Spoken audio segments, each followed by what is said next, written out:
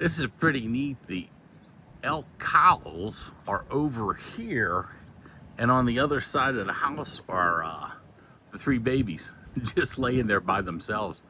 I guess this is mother time.